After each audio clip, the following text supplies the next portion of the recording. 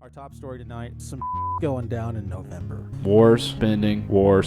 There has got to be something big a-brewing. They're using geese to guard prisons in Brazil. Does Biden know what Immigration Mexico policies. is? Would you scare Joe Biden? What are we laughing at? I think Billy Mays was real. I'm a world-class skeptic. I don't know anything about Hunter Biden. I don't know who's big into cocaine and laptops. Why is that our problem? Complete, absolute incompetence. Like, who funds the news? It's a freaking inside job, man. That the entire world's a stage and everything's fake.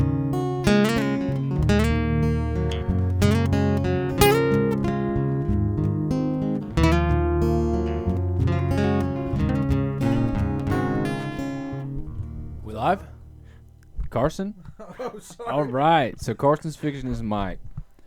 He always used to give me crap about that. So I just built a different mic. And now he... Oh, you found the butt. Okay, found the butt. Join us for the latest episode. What is this, 42? 44. Yeah.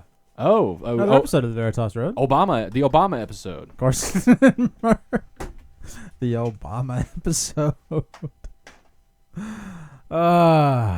Thanks for tuning in, guys. Sorry about that. Some mic issues there at the beginning.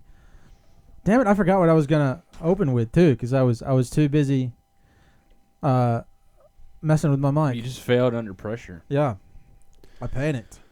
Yeah, you kind of the panicked. little stories you were writing kind of died out. Yeah, I know. I got to get back to that. I've been busy with work. Work keeps me fucking busy these days. It's terrible. Yeah, It's terrible. It's what it does, man. It drains Yeah. everybody. It's a bitch.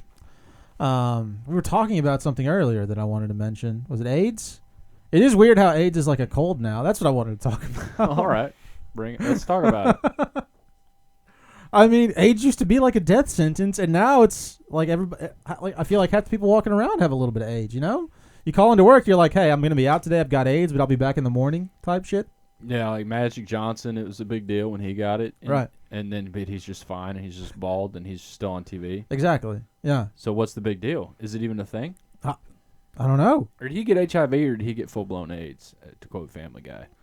I still don't understand how those are different. I think HIV is like the untriggered form of AIDS, you know? So dormant AIDS? Yeah. Like the recessive gene? Right. That only comes out, like, on a certain, I don't know, like on your period or something? I don't know. A gene that only comes out on your period. I don't know. I think that's the bitchy gene is what you're thinking of. That's the gene that only comes out on your period. That's fair. Yeah. Yeah. I don't know. HIV stands for what? Human immunodeficiency virus or something like that. I don't know. And then AIDS is Acquired immune deficiency syndrome. I know what that stands for. right. So I don't know. We should look that up. We should do an episode on AIDS. Actually, that's actually a good idea. We should do an episode on AIDS. Yeah, I'm sure we will, and actually take it seriously. Yeah, at some Because- point, because it's weird. Yeah, didn't Hillary Clinton give a bunch of Africans AIDS in like the 90s? Wasn't that a thing, John? Don't forget Bill Gates giving them all AIDS too. Bill Clay. Bill Clates. He's go by. Yeah. Oh Lord. All right. Well, so I guess I gotta ask you a question, don't I? Yeah. Are you prepared? I just thought of one right now. All right. So have you ever owned like a legitimate painting? Somebody painted you a painting, they gave it to you, and you have kept it. Like a legitimate painting or like Right. something a 5-year-old did? No, like a legitimate painting. Has anyone ever painted you anything?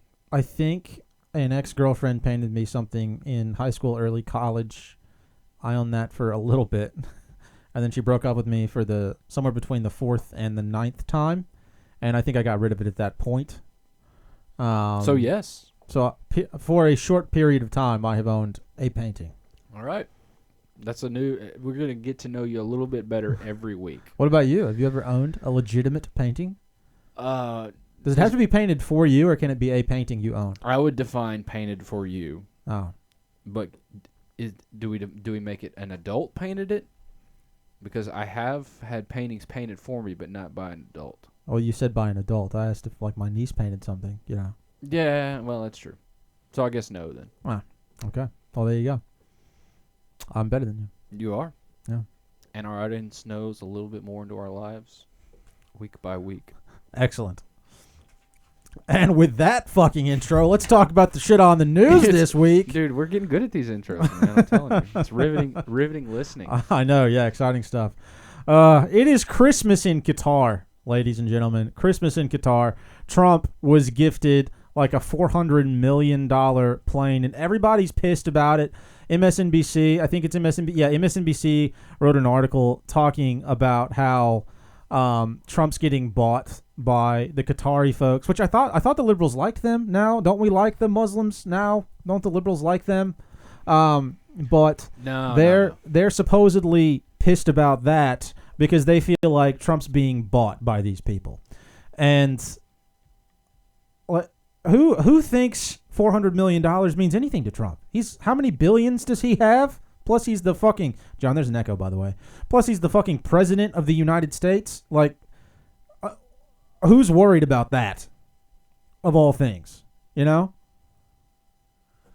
Yeah, man. Qatar is just like little boys compared to the Saudis and compared to right? Like Qatar isn't a real thing. I mean, it is a real thing, but I mean, they're like Honduras compared to Mexico. We know who the real people are, who make the real oil, and that's Saudis, right? Okay. Wouldn't you agree with that? So who really cares, right? If it's the Saudis doing it, maybe they'd be a little different.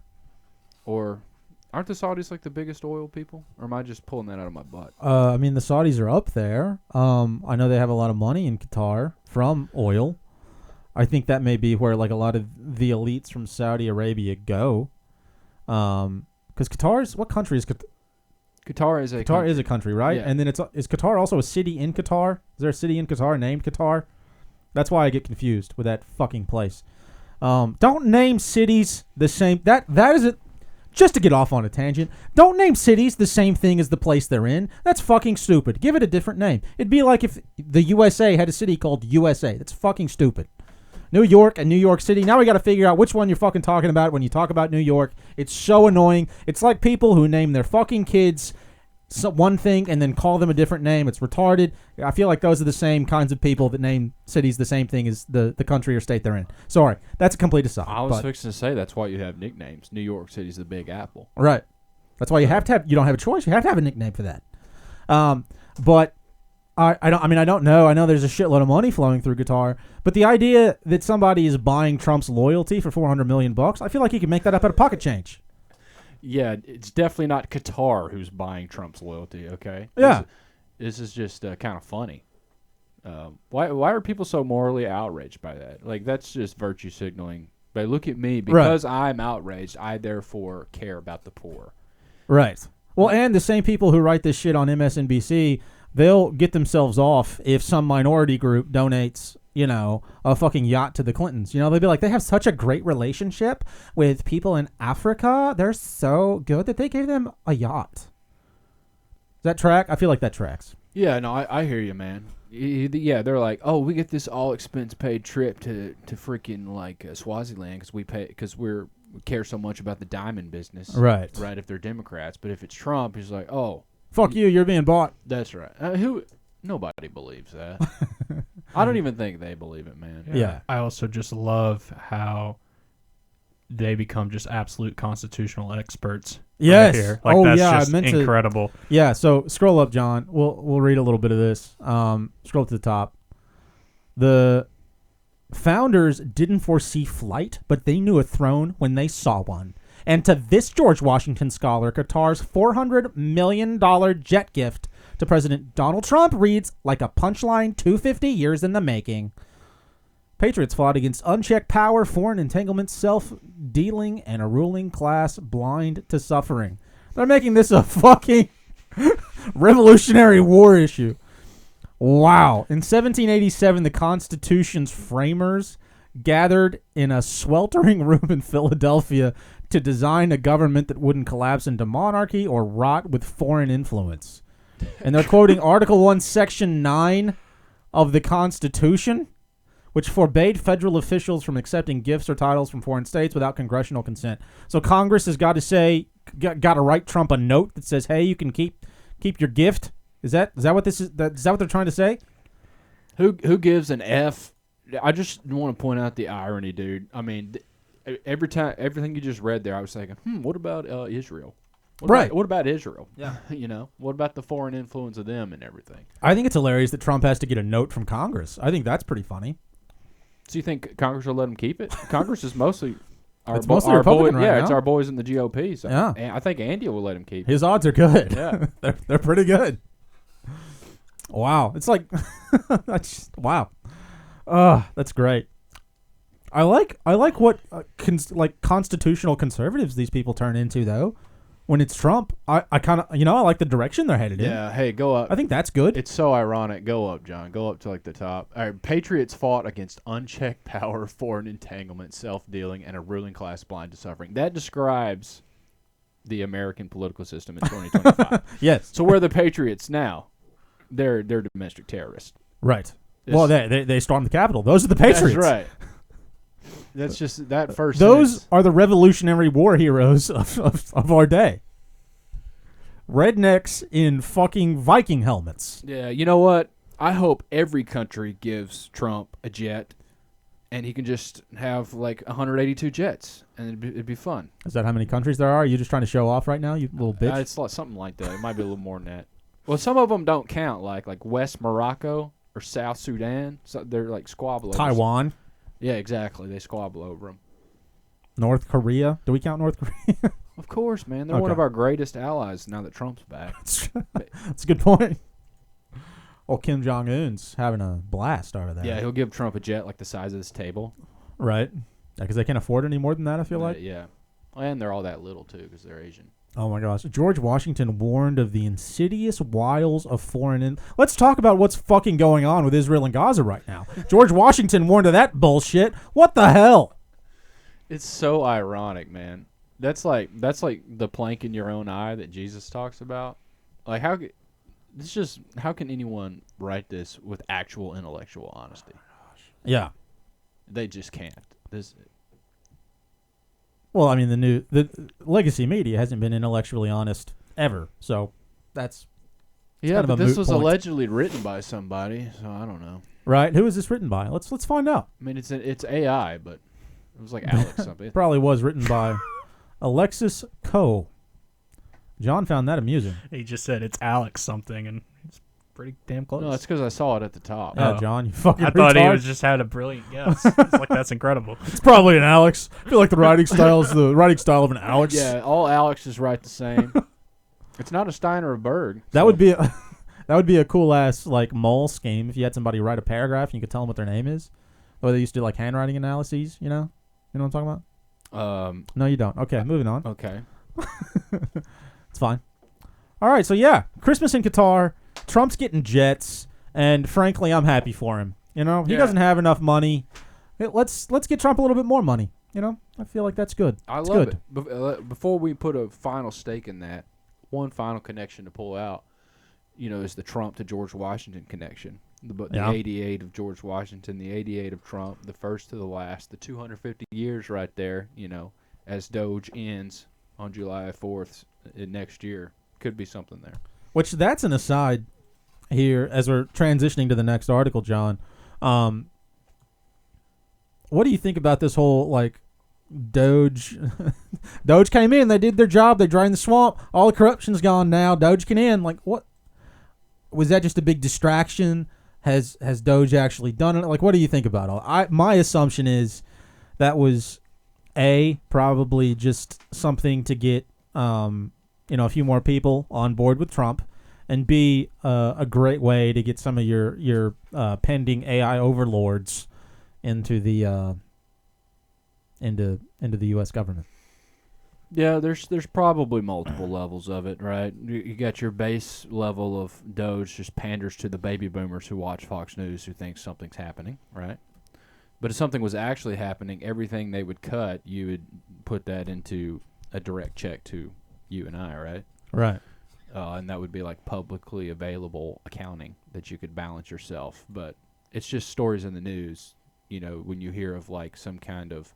Elon's cleaning out the IRS. That's right, man. Or the Bureau of Land Management spent $70,000 on a donut party in August of 2018. Doge found that. We're stopping it. That's right. When you give $200 billion to Lockheed Martin every every Tuesday, you know. Right. So that in itself is just retarded. But there's probably also an element, like you said, of getting people okay with these, you know, non-government people coming in to the government, like Elon and Sam Altman and Larry Ellison and all these guys. Yeah.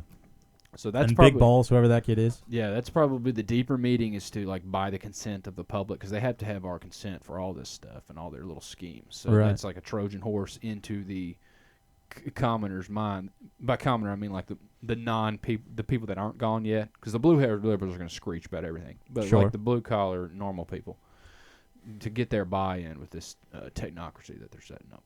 Yeah, I think you're dead on, because I mean the people who voted Trump into office, conceptually, right? If we're assuming he was voted into office, the people who voted Trump into office, who support him, are the kinds of people who, you know, want to supposedly, again, these blue collar workers want to end government corruption. They want their money back. They want all the bullshit to end. That is, I can't think of a better way to sneak the technocrats into power than let's build a Department of Government Efficiency and give them access to all of your shit. Seems like a great idea. Yeah. Plus, like another government department. It's just ironic. Right. You have to make a department you have to make the government bigger to make it less bigger. Exactly. I mean, it's just not right. Yeah. It's a literal catch-22. Yeah, Doge ever audited its own budget. It's going to get rid of itself, though. So, which conceptually would be the ideal way for it to operate. Yeah, who cares? I don't care. All right. Well, glad we spent time on that. I think we hashed it out pretty good. All right, what's the next? Do one of yours, because I only got 3. Do one of yours again. All right, not that one, John. Or actually, all right. No, yeah, go ahead and pull that one up. It's fine. Ladies and gentlemen, Biden's butthole is in trouble. We are concerned about the ex-president's anus. Joe Biden has been diagnosed with an aggressive form of prostate cancer with metastasis to the bone. Yeah, I saw that. How sad. How very sad that a demon, or several men in a mask, or some kind of weird animatronic Disneyland robot has this cancerous disease. Right. It's amazing. Like, it's so amazing how they can frame everyone in a victim and appeal to your emotion. Right? You think Joe Biden's some kind of saint? Like, let's just assume he's a real person. Yeah. All of the insanely horrible things he has done to get into power that no news would ever report. But you're supposed to feel sorry for him because he's got cancer. Right. Joe Biden is no good guy. Absolutely not. It's just amazing how they try to frame him as like some kind of saintly old man, and like, right. Oh, you're mean if you're hating on Joe Biden. But he's got cancer. And the thing you're supposed to say when somebody whose ass you hate gets cancer or something, we wish him well. That's what you're supposed to say. We wish him well. That's all you're allowed to say. Yeah, well, Joe Biden is gonna. Well, he's all right. Assuming he's real, I gotta quit saying that. He's gonna meet the maker and pay for everything he's done. Well, I mean, sure. The timeline on this is insane. Like, it's like in a movie or a book when a character has served their purpose and they just kill him off. Yeah. Does this not seem a little bit like that? Like somebody leaks to the media, hey, Joe. Oh, by the way, Joe Biden has prostate cancer. Like it seems the timing is strange to me. Yeah. Because all the shit, all the hullabaloo from the election and like all that's starting to die down. Biden is no longer as relevant as he was, and we just sneak this little tidbit into the news. You know. Yeah, like it just seems strange that they're finishing out a storyline. Yeah. Yeah, I don't know. It just struck me as that they're trying to get my sympathy, which is just laughable. I mean, that too. It is that, for sure. It's laughable considering how much, and not just Joe Biden, like all of these people screw us. Yeah. But they're still trying to Stockholm Syndrome us into being sad for them because this happened. Like, it's so sick. Like if somebody leaked that, like, Hillary Clinton had a heart attack or fucking Bill Gates had brain cancer, you know? Like, yeah. You trying to make me feel bad for that? Really? Not happening.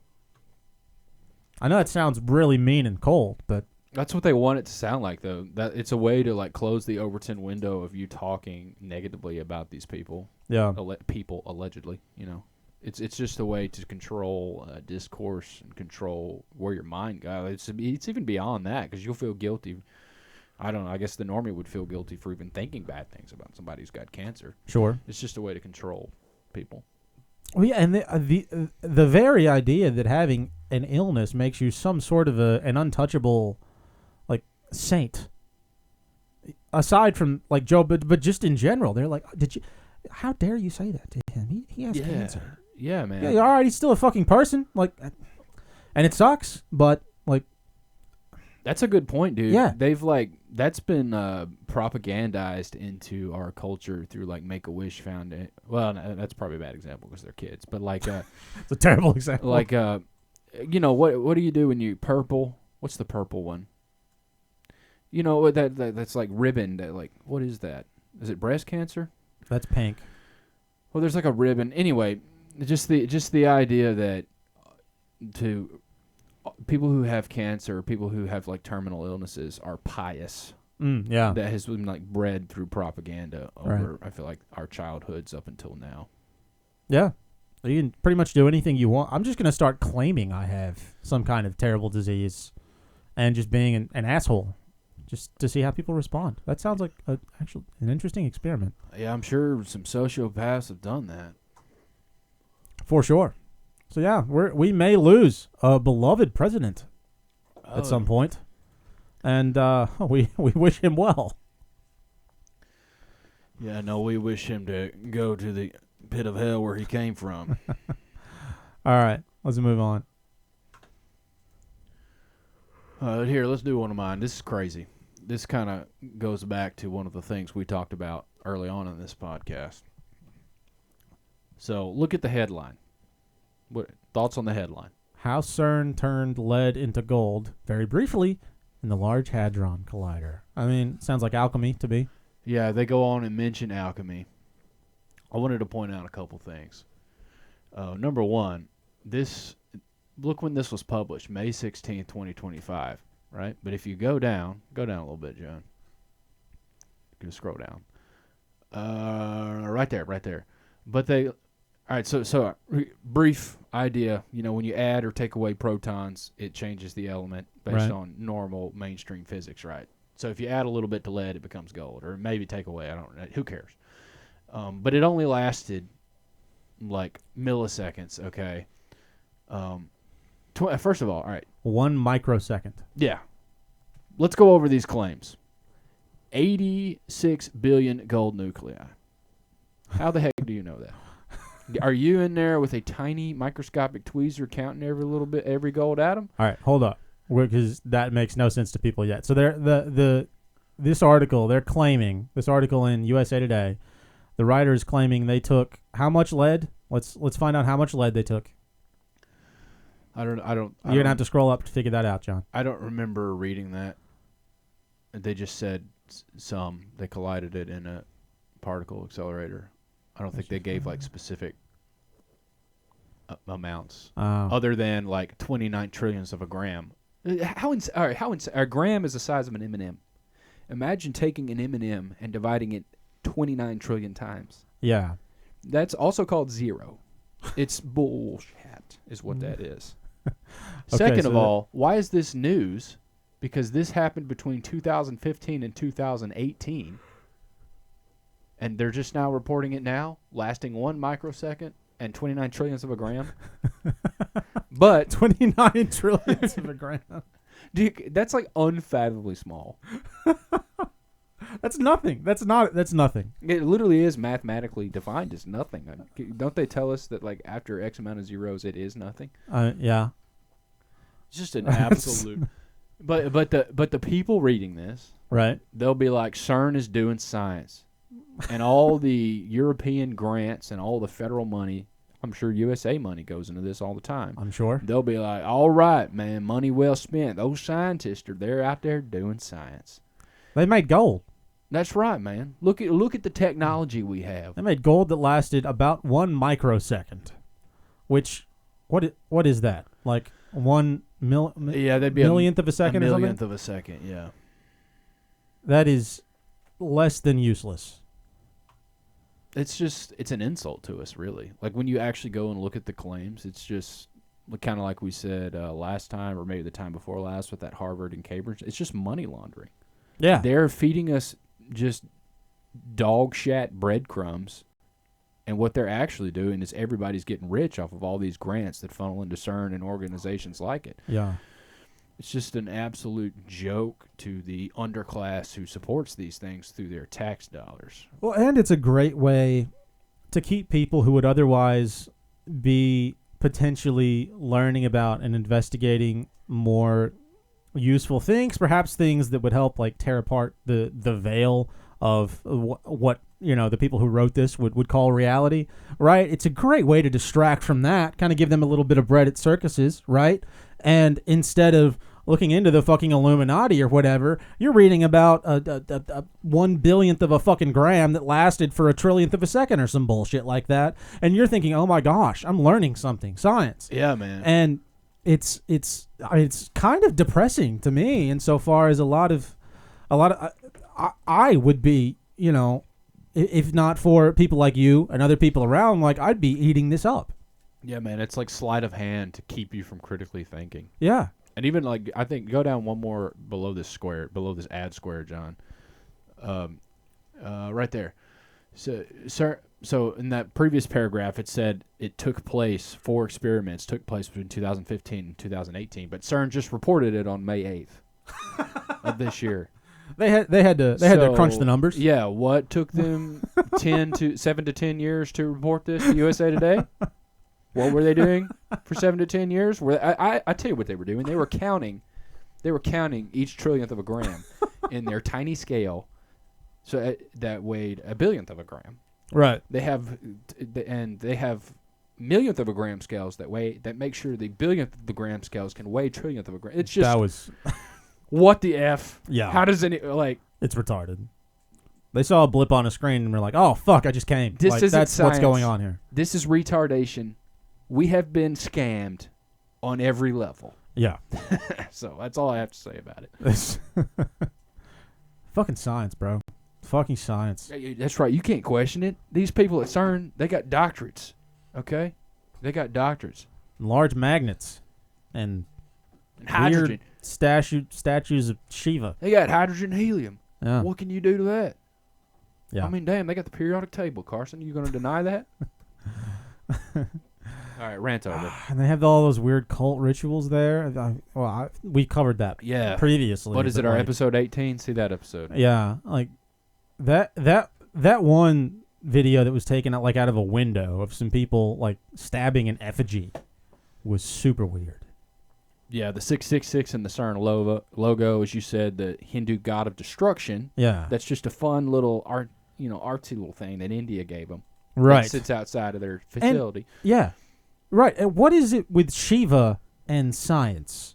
Because you remember that quote from Oppenheimer, whoever, around the first detonation of the atomic bomb or whatever the fuck it was. I am become death, destroyer of worlds. Yeah. I know what you're talking about now that you said the quote. Yeah. It's just someone expressing themselves. It's just humanity expressing themselves when we have these monumental moments. It has nothing to do with pagan gods that these people serve and make deals with all the time. Dude. It's got nothing to do with that. That's a conspiracy theory, right. You religious nut job. Even though, right, one of the core tenets of their religion, the Big Bang Theory, was founded by a Jesuit priest named George Lemaitre, who was Catholic. It's weird, man. Weird. All right. I'm sufficiently scared. Let's move on.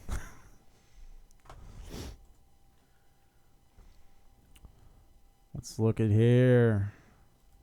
Oh, yeah. But Trump is not only getting gifted planes, but he's making us all rich with the new Trump cryptocurrency. And the people at CNBC are pissed because the meme coin dinner, he's throwing a dinner for all the biggest investors in his new crypto coin. And it might include some non-Americans. And we're mad about that. Uh-oh. Yeah. What kind of non-Americans? I don't know. That matters a lot. I don't know that it ever gets super specific. Are we going to bring race into this? John, can you zoom in on that a little bit? What I do find, the reason I pulled this up is it just seems odd that the people who are championing illegals coming into this country, who hate the average, white male, it's their least favorite person, are upset because the Trump dinner might include non-Americans. That seems a little hypocritical to me. And I also think it's hilarious that Trump's inviting all of the biggest investors in his coin to a dinner. Let's see here. Many are heavily tied to international exchanges like Binance that don't serve U.S. customers, an indication that they're likely not U.S. citizens. We don't even know that they're not U.S. citizens, but they're likely not. And that's upsetting because there's a meme coin. We're mad. Be mad. Dude, there's so much we could talk about this. So this $ Trump, this thing here, which is a coin, right? Yes. A digital coin. It is a cryptocurrency. So did Trump go into his bathroom at his golf course, take out his computer, and start coding for this thing? Obviously not. So where the F does this come from? This is just some kind of like NSA, CIA, just nugget of death that has come from nowhere. Right. That's been branded with Trump's name. And people are just flocking to it like a bunch of retards, and they're just going to call it a coin. Yeah. I mean, I don't... this has been a popular... I don't know how much you followed this, but this has been a popular thing on and off, is people coming out with their own coin. With meme coins is what they're calling them. Where do they come up with this? They don't code it. No, they don't. They have someone else. They have some Asian nerds in a room write up a cryptocurrency for them, and then they sell it.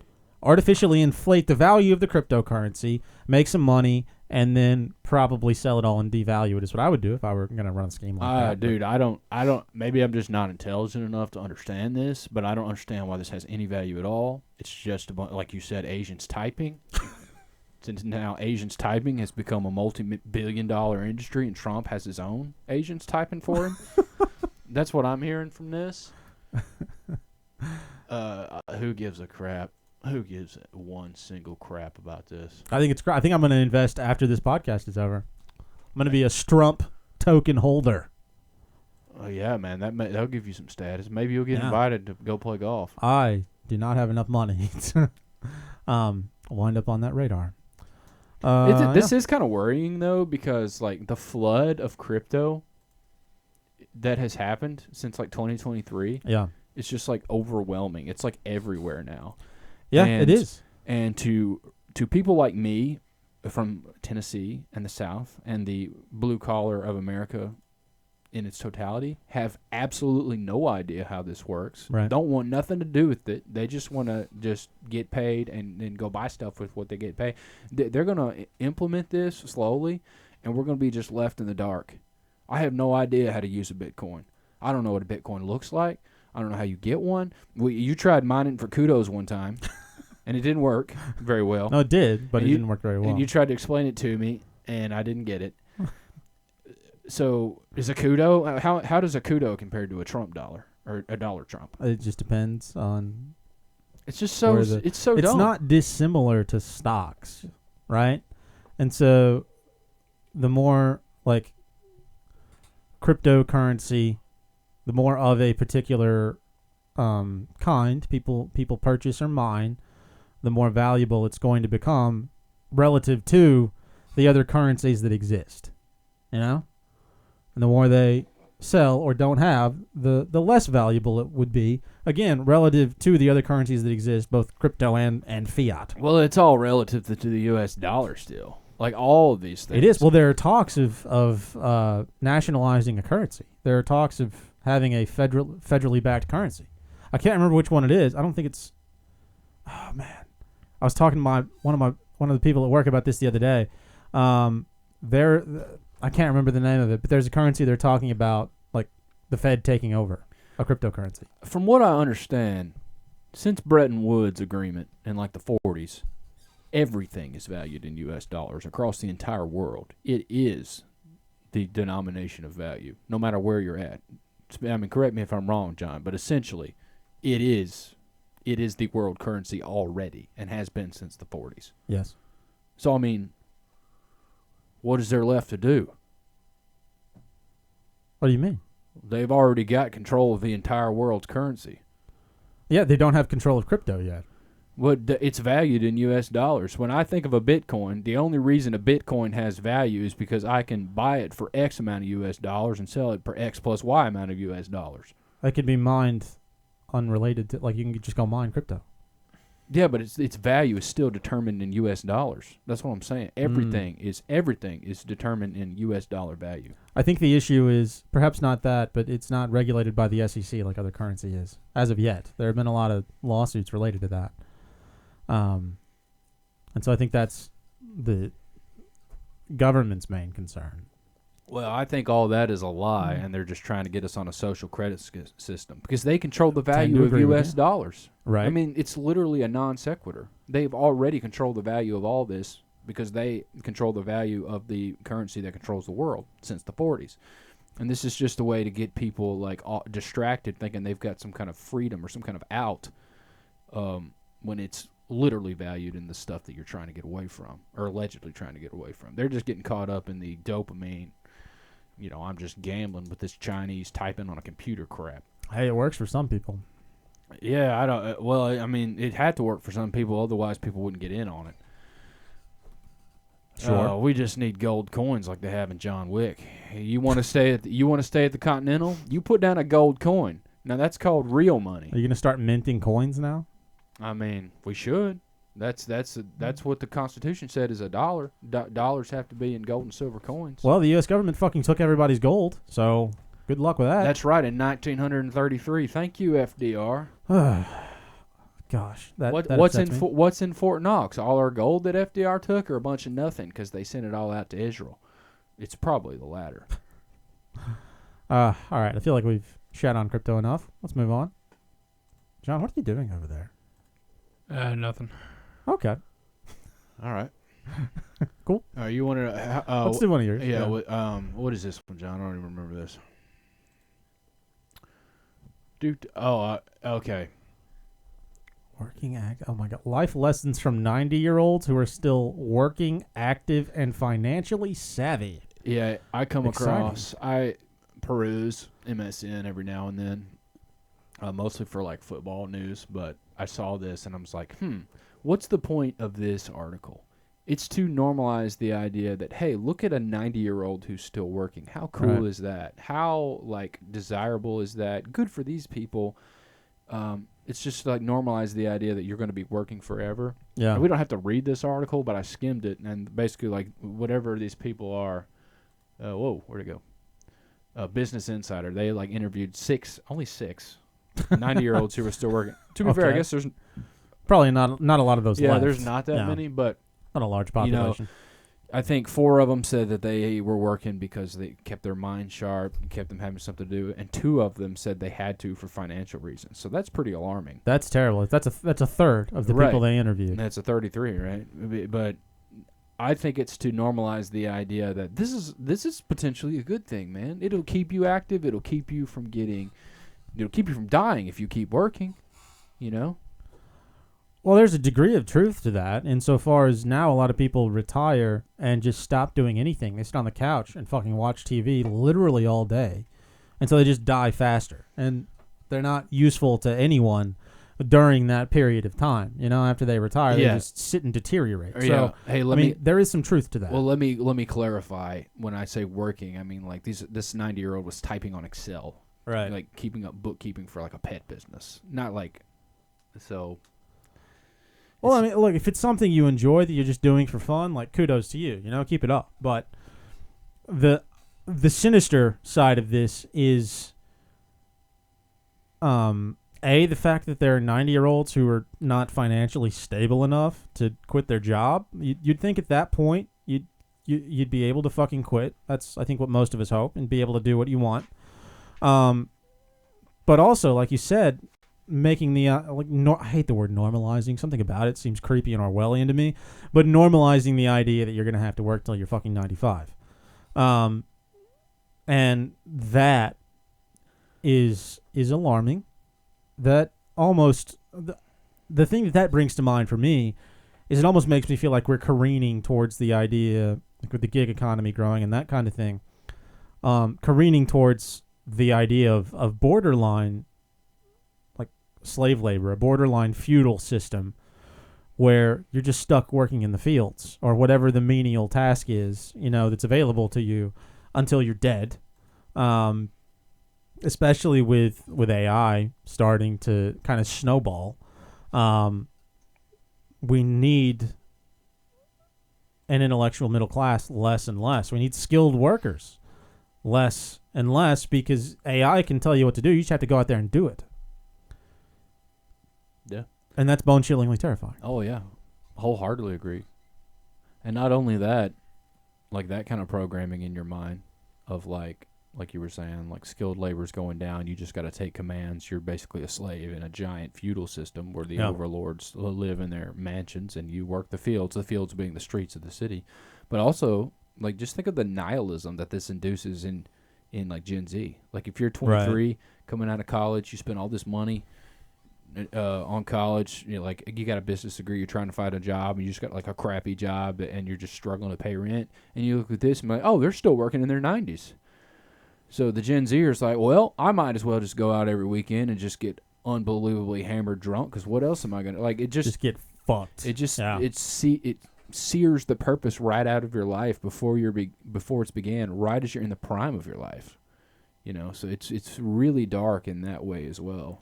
And I think that's happening to more and more people as time goes on. That certainly happens to me pretty regular. Not that I'm going out every weekend and getting fucked, but I've certainly struggled to maintain any kind of like long-term focus on anything someone would remotely even compare to a career or a job or a direction in life, because you wake up a lot of days.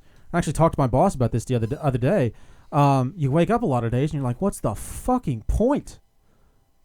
It's all headed downhill anyway, Agenda 2030, fucking after all the Rona bullshit. Like, we're all fucked anyway. What's the point?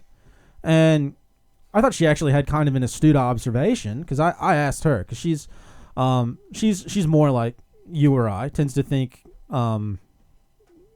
she hates chemtrails and fucking, that sort of thing. And so I asked her, like, how do you wake up every morning and come to your corporate job knowing that A, your job is kind of bullshit, and B, like, it could all disappear next week, right?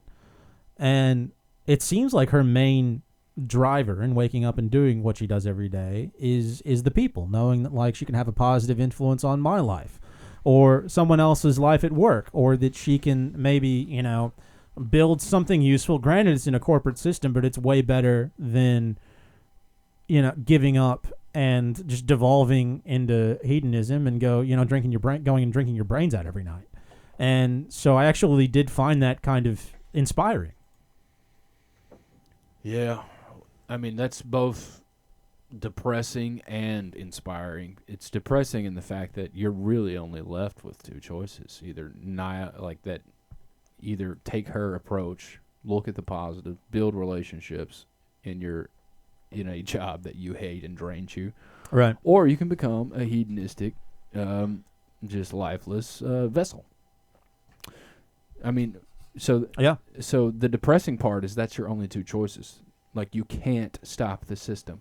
And even if you could stop the system, all of society would collapse and there'd be massive anarchy and complete civil war and apocalyptic, like The Last of Us type stuff.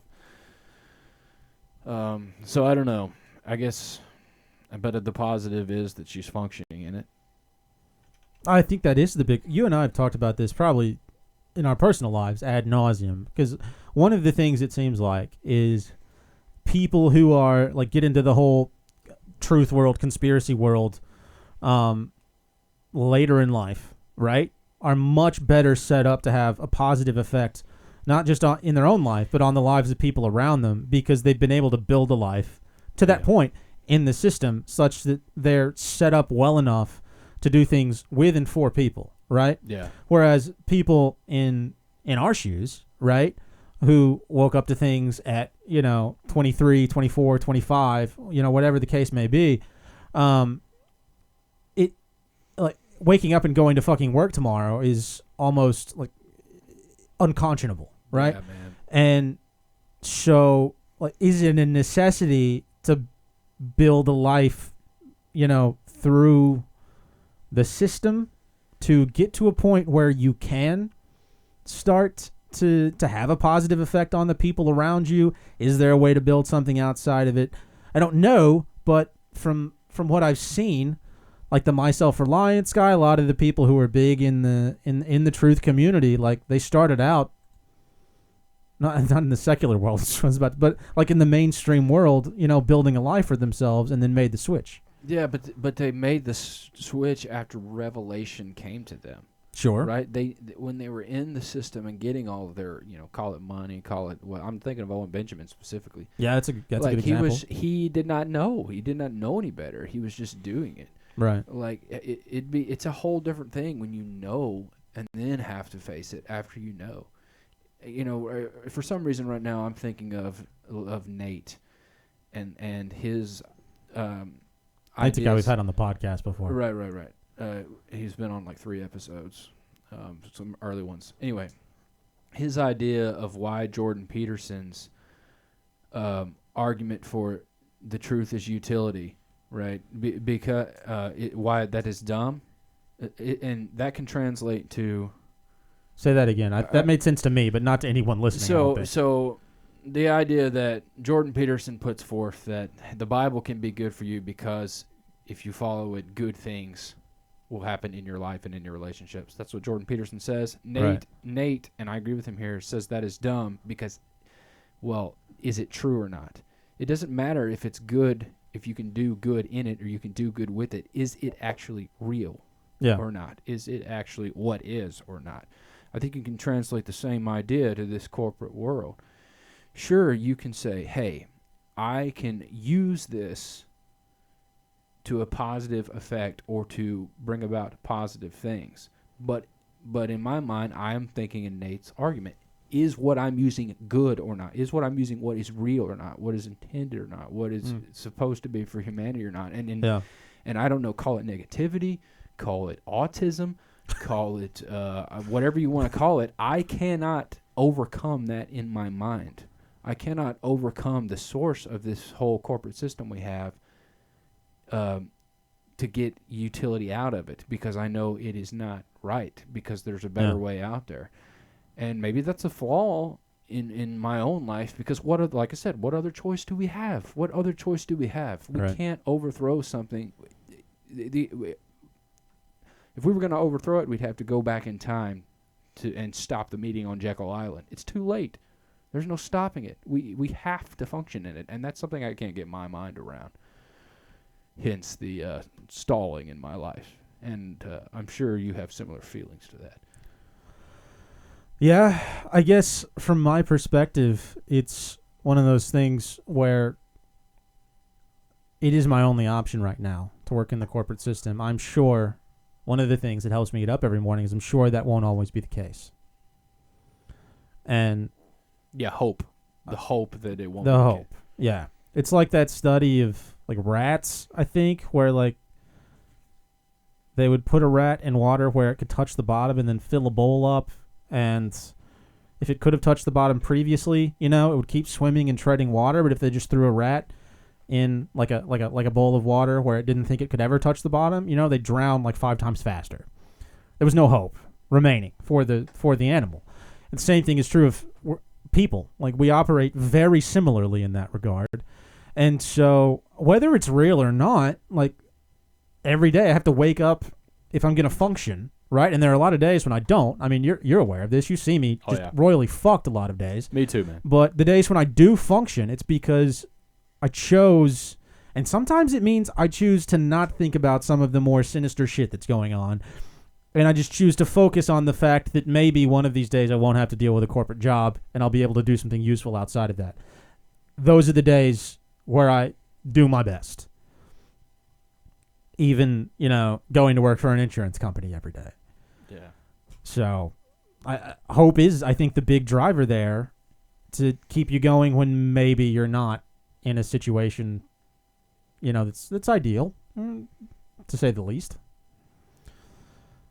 All right, that was super depressing. Let's move on to the next article, John, and maybe shoot me while you're at it. Just a little bullet in the head. It's good. What's the next one? Yes. Trump has basically handed out his own version of let them eat cake. He told Walmart to eat the tariffs after they warned it will raise his price. All this tariff bullshit. Stuff may or may not cost more. Guess what? Your life fucking sucked before. It's going to keep fucking sucking after it charges you an extra 80 cents for popsicles, okay? You fat sons of bitches who are complaining about this out on the internet. I don't understand why people are so... Give a fuck. Upset about them, happy about them, whatever. Who gives a shit? Yeah, that's pretty nihilistic, but also pretty relatable. Now, I'm no economist, but from my basic understanding of economics, you can't... If you're going to do tariffs, you can't have the Federal Reserve and the income tax, right? Shouldn't they be mutually exclusive? What are the tariffs for exactly? And that's the idea, right? What's the idea behind the tariffs in this current Keynesian system? Is the idea to like force manufacturing back to America? That's one of them. So Yeah. and so in doing that, that's not going to happen because nothing's made in America. Again, it's kind of like the argument you'd have to go back to like freaking Nixon, like basically incentivize China to become the manufacturing hub of the world. You'd have to go back and stop that. It is what it is right now. China, it makes all their stuff. So if you're doing these tariffs, the only people it's going to hurt is us. Now, the idea behind the tariffs, is it noble? Sure. But can you go back in time and change what is? Probably not. So the tariffs in the current system is not going to help you or I. Right? That's a fair point. And to take that a step further, even if manufacturing is brought back to the States, where's all the downstream shit that we're manufacturing with coming from? Is it coming from here? No. You're sourcing all your stuff from Africa, from China, from places not in the U.S., and guess what you're going to be paying on that? Tariffs. Well, the deal, I don't think... Right?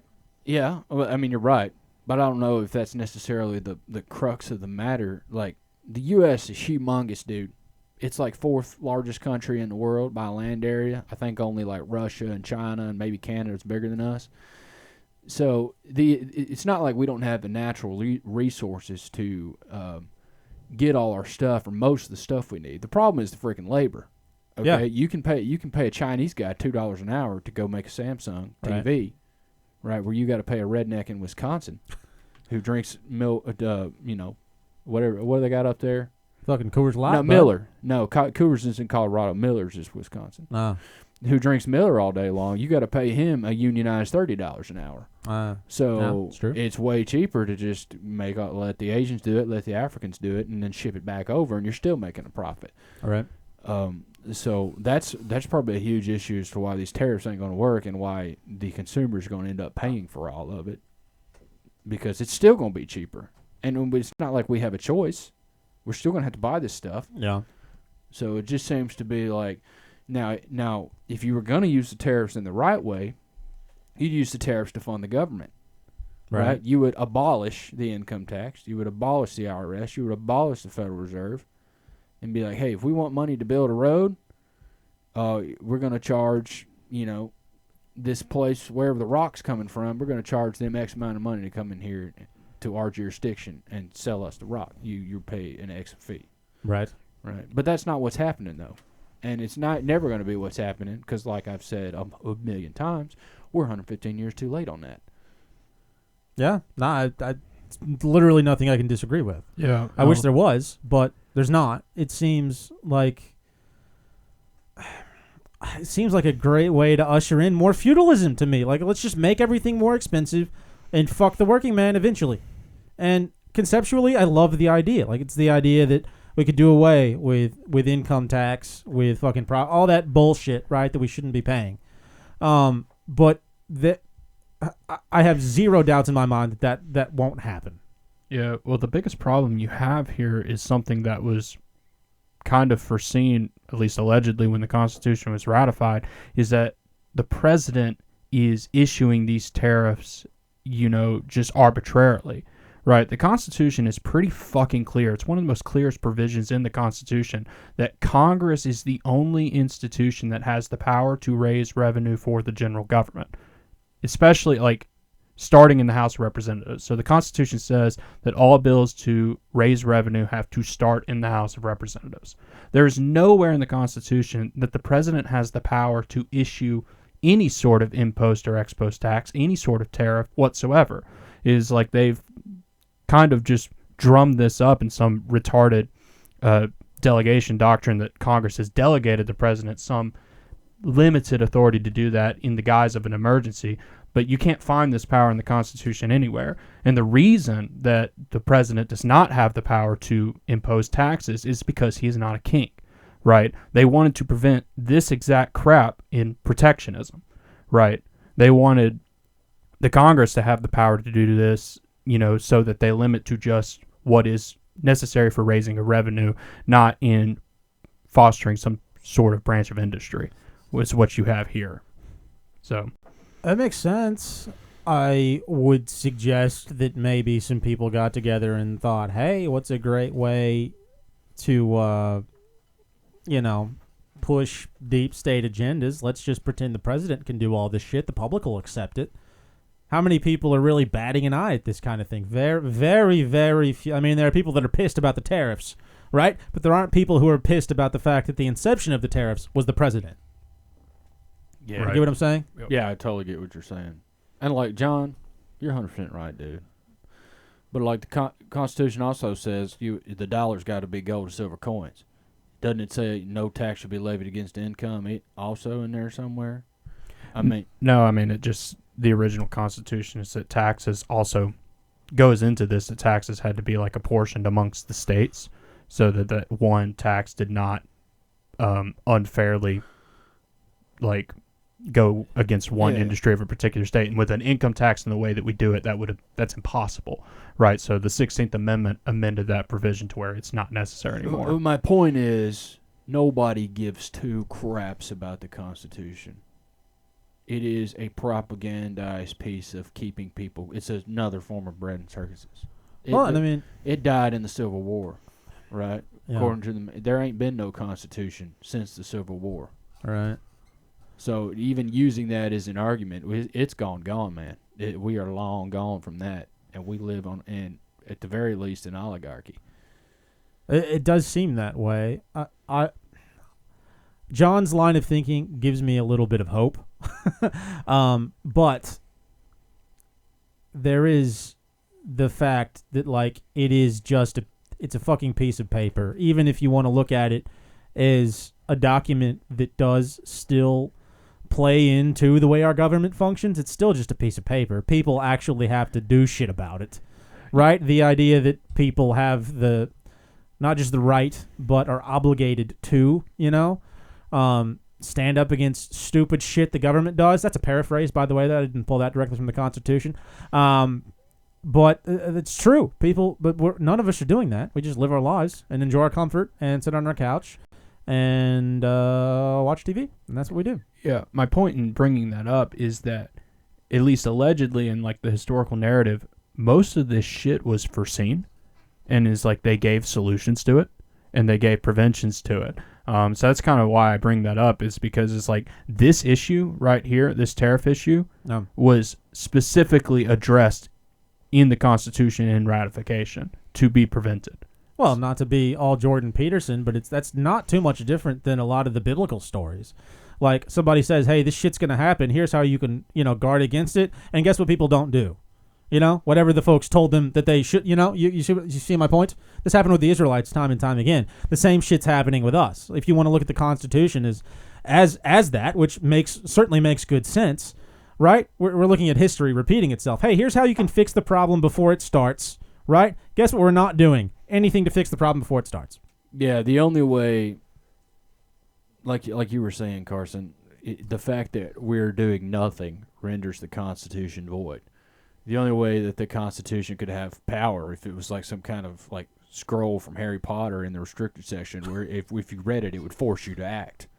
Right. It's not forcing you to act. Therefore, you just getting railroaded and run over, and it don't mean nothing no more. Sure. Yeah, that is one of the things that bothered me the most during 2020. When people would get all up in arms about the fact that the government has no right to do this, but then they'd go put on their damn face diaper afterwards. It's like, what? You're playing into the fact. You're handing over any power you have as an individual, and that's all I'm gonna say about that. So we can move on. No, it's a good point, John. It's just we have to we actually have to start doing stuff about it for that to be useful. I love the idea of the Constitution as a useful thing, but it's not useful unless it is, you know? Yeah, and the Hydra's gotten so big, it's got so many heads that what can you even do? Yeah, people say like you have your rights. The Constitution gives you those rights, right? Well, if it's just me fighting for these rights, right? I'm gonna get shot. I'm gonna get imprisoned. Something. Yep. There's only. Well, think about it, dude. Think about it. That what happened to the Christians in the early church? Right. They died. Yeah. I know. Yeah, I can't think about that too much, or I'll just go home and drink myself into a stupor. But I mean, you're right. Well, also, that is like a massive, massive lie that actually works against like the ideas of having individual rights that the Constitution grants you those. Right. It's like the idea from the Constitution is those rights are inalienable, by the Creator, or just your existence as a human being, because they probably actually didn't follow the Creator. But the Constitution in, mainstream history is a restriction on Congress. Yeah. And Congress, period, is like, it's not a national constitution, it's a federal constitution. It's saying we're creating this government, this is what it can and cannot do, that's it. Yeah. Right? The idea that the individual derives anything from that is complete nonsense. Yeah, it's a backwards line of thinking. You're exactly right. Yeah. No, yeah, good point. It's a good point. What does the preamble say? We, the people of the United States. Yeah, seriously, go through it. In order to form a more perfect union, establish justice, ensure domestic tranquility, provide for the common defense, support the general welfare, and secure the blessings of liberty for ourselves and our posterity. Yeah, all right, so maybe I'm thinking of the Declaration of Independence, but it specifically denotes somewhere that these come from the Creator. That's from the Declaration of Independence. Yeah, it's from the Declaration where it says, like... we're endowed by our Creator certain inalienable rights. Yeah, right. Basically saying that you were when you were made, like you have these rights. These are inherent to your humanity. I thought that is in the Declaration of Independence. Okay, I thought that might have been in the Constitution. Be like, doesn't the Constitution literally say that the Constitution doesn't give you this? But never mind. No, but even like that's not even the Declaration of Independence. The Declaration of Independence is that these 13 colonies are and ought to be free and sovereign states who can do the things that free and sovereign states can do. Right, but that's allegedly Jefferson's reason behind writing it, because we're endowed by our Creator with these certain other rights. Therefore, you cannot tax our tea at 2%. And they rebelled over that. Right. And we are sitting here getting just absolutely railed in the butt. And we're like, okay, pay for the war. It's our patriotic duty to pay for all this crap. We're just going to sit here and watch football. That's right. Okay? Even though my great-great-great-great-great-great-grandfather, somebody, it'd be the murdered someone over a 2% tax on tea. It would be the equivalent of somebody coming in here, taking 5 tea bags, being like, this is mine. I'm with the British Crown. And they're like, all right, we're gonna get 50,000 guys together, and we're going to get you out of here. I mean, think about the discrepancy between what's going on now and what they say happened then. That's a very good point. That is a very good point. Well, people, it seems, used to be much more sensitive about personal overreach of any kind, be it from the government or other individuals. And now it seems like we've gotten so used to people shoving their fingers in our pie and then right up our butthole, we don't notice when it happens. We're perfectly okay with it. It's because you were born in it, dude. That's why, as I love to say, that's proof that this is inhuman. They have done this over lifetimes. It's been so incremental that we do not notice the change. You don't notice the change from this year to next year. Now, you notice the change from 1925 to now, from 1885 to now. Sure. But you don't notice the change. Each year it gets a little bit worse. And humans don't live for 150 years. There is some kind of supernatural evil force behind this, planning this. Got key lime on my butthole. I mean, I don't see how there's an argument against that. There's proof that there's supernatural evil running this. Yeah. All right, let's go to the next article. Who's Rachel Green? Let's go see what had Rachel Green. You had one more. Yeah, but Carson has a couple more, so we should do this, do mine. I just thought this was hilarious. Some guy was what's his name? I forgot his name. Scroll down, John. He's got a name. Oh, let's find his name. What's his name? Jimmy Wayne Carwile. He was so in love with Jennifer Aniston, he drove his car through her front gate. This is a man, okay? This is a real man. He wants to be with Jennifer Aniston so bad, he drove his car through the front, and then they arrested him and took him to jail on felony charges, that already seems a little like a felony, really? Look at this. His booking seems excessive. His booking was delayed while I went to the hospital complaining of back pain. Yeah, this is just a psychopath in love with a she-demon psychopath. But look, the next article, John, has some of the posts he made on social media about her, and they're wild.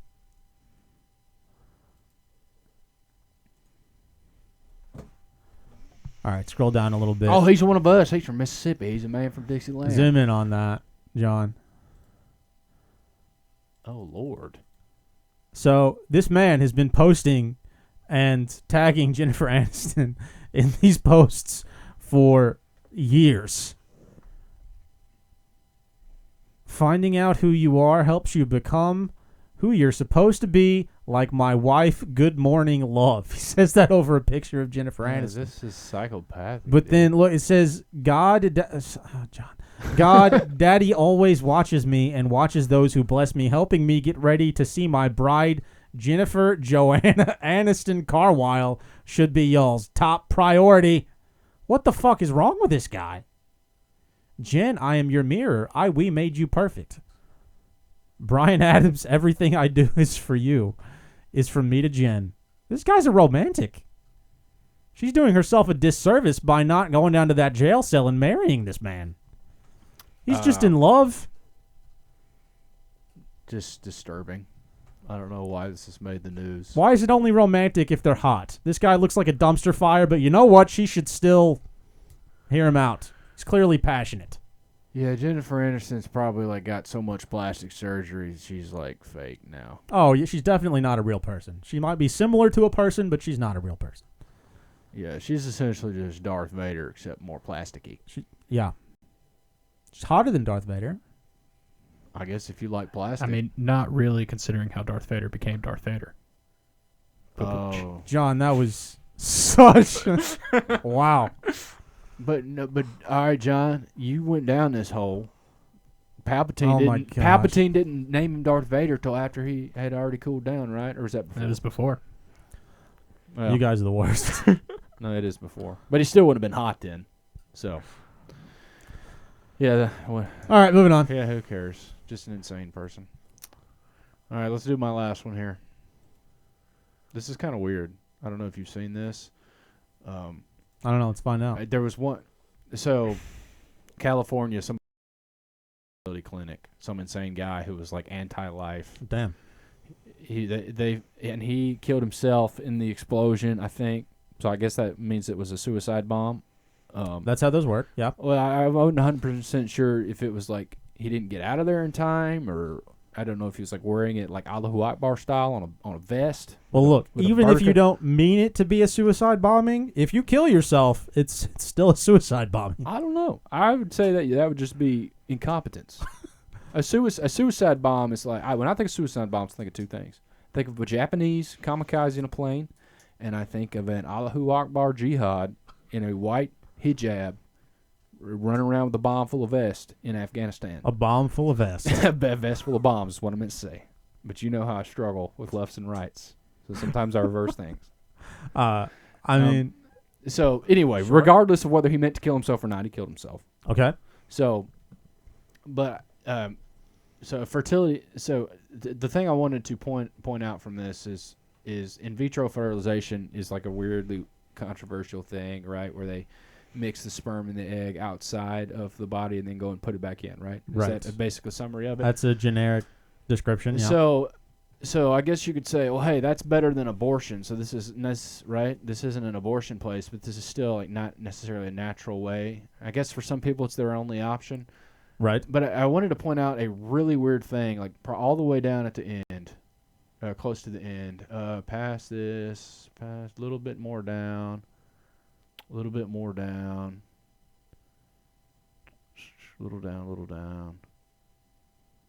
little. Wait a minute, go on. Is it that quote there? No, down. It was really close to the end. Yeah, past Pam Bondi. Right here. IFV is a common fertility treatment that can help families experiencing infertility. Around 2% of births. So first of all, that's pretty high. That's a lot. As a result of IFV, that's blah, blah, blah. Look at the next paragraph. The technique often involves freezing embryos for genetic testing or future use. Unused embryos may also be discarded or donated. Isn't that not weird? I mean, Isn't that a weird thing to just like throw in there? So like, it's pretty strange. was this? That's so weird to me. Like, are they stealing embryos to use for some kind of nefarious purpose? Genetic testing or future use. I just thought when I was reading through, because I initially was like, it's just some crazy guy bombing some kind of clinic. Should we really put this on our on the news to do a Thomas? But then I read that and it's like, oh, you know what? I'll put this in here because that's a really weird sentence. What are they doing with future embryos? Well, they're discarded or donated. Who are they donated to? that's a good question. So the mainstream answer to this would be genetic testing is obviously just like testing to see what's going on genetically with these embryos. Future use would probably just be use by the parents, mom and dad, who got their egg and sperm mixed, and then donated would be just donating it to couples who are infertile. Discarded would be, well, throwing it out. So I mean, from that perspective, it's not that wild. So you can say you have someone living in Tennessee. You take their egg and sperm, you put it into this fertility clinic, they freeze it. Say like 7 years later, you've got somebody in Texas who can't have babies. They'll give you that Tennessee egg and sperm. Then that's not your kid. Could potentially, yeah. But it's not your kid. Right. So that's kind of screwed up. It's for people who want to go through the birth process but can't. And so the idea is that you can still like get pregnant, and often like as far as the in vitro side of things goes, maybe you're either I would assume it'd typically be for women who have a functioning uterus, but for whatever reason are out of eggs. I don't really know. As far as like donating them is concerned, because the guy if the guy's the problem, you just get a sperm donor and a turkey baster and move on. But for that, I just thought this paragraph was super weird, also pretty vague, and I mean, where my mind goes, are they freaking donating this to McDonald's to make their freaking burgers? Like eat Soylent Green type Orwellian level of creepiness. Right.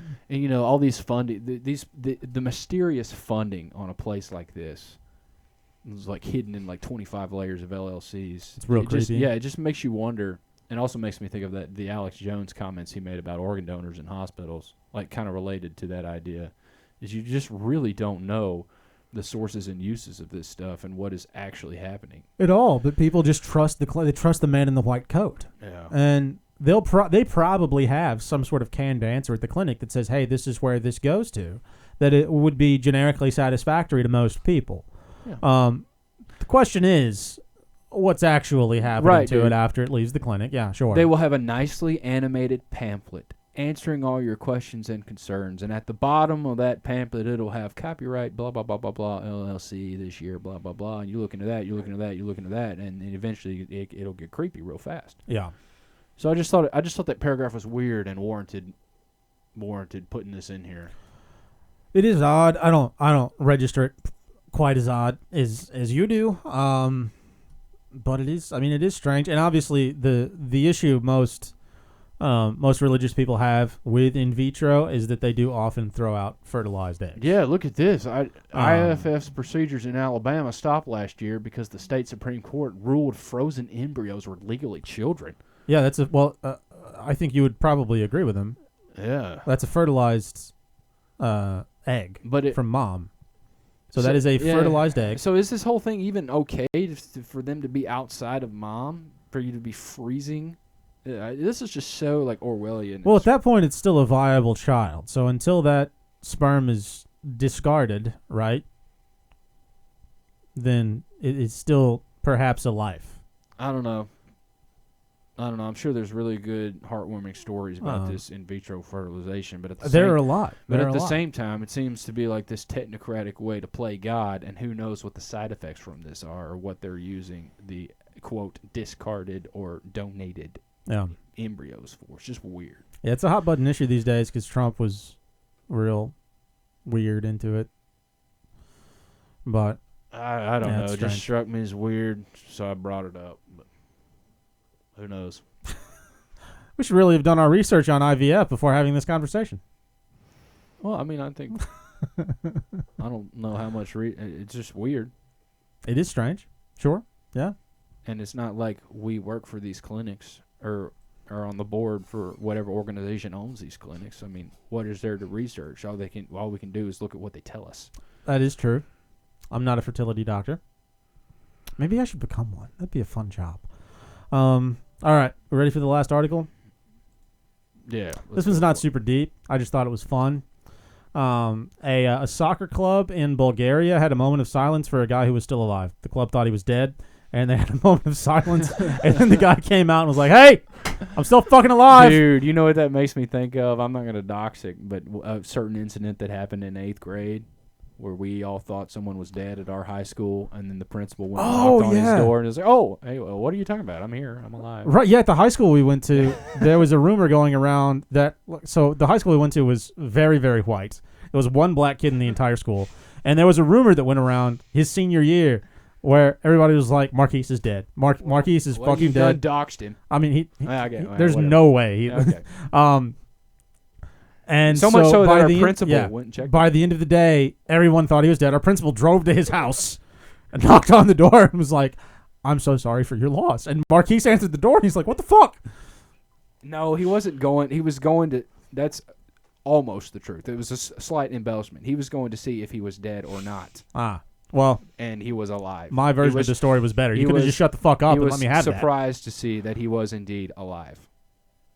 But that happened here in Bulgaria, so it's not just us. It's not just us. Yeah. So weird shit happens. Yeah. So good for this guy. Why did they think he was dead? I didn't get that far. I guess a rumor went around on I would assume social media saying, "Hey, Mish Muskatach is dead," and then they had a moment of silence for him because they're good people. Yeah, his name is Ganchev. Gunchev? Oh, yeah. Pedro Gunchev. Yeah. Well, I'm glad Petro Gunchev. We wish him many more years of good health. Yeah. Good for him. We wish him well. We dedicate this episode, this 44th episode of the Veritas Road, to Petro Gunchev. 44. I feel like that's a big one. We should have marked that with some kind of something. We should. We should have done it on Obama because he's the 44th president. Should we have dressed up in blackface for the episode? That's right. And we could be like, "Hey, my name's Barry Soturo, and my mom was a prostitute, and my dad worked for the CIA. But I'm going to pretend like I'm some kind of lawyer from Hawaii." You are the least fun person. Yeah. Trump's onto something with that birth certificate, man. Yeah. John, you keep scrolling up and down. Well, the end of it. They were in 5th in March when this article was released. I'm curious how they're doing now. Oh my god. They're in fourth. All right. Look at them. So that moment of silence for the dead guy or the not dead guy did him some good. Yeah. Let's see. Does that mean? So, John, what are you doing? So All right. we have right. started looking at Bulgarian League football on our podcast. It is time to hang up. It's time to be done for All right, today. we will see y'all in a couple Yep. Sundays. Thanks Yeah, for they'll be playing listening. for the Yo, Europa League. John, nobody gives a fuck. Thanks for listening, guys. And we'll catch y'all next time.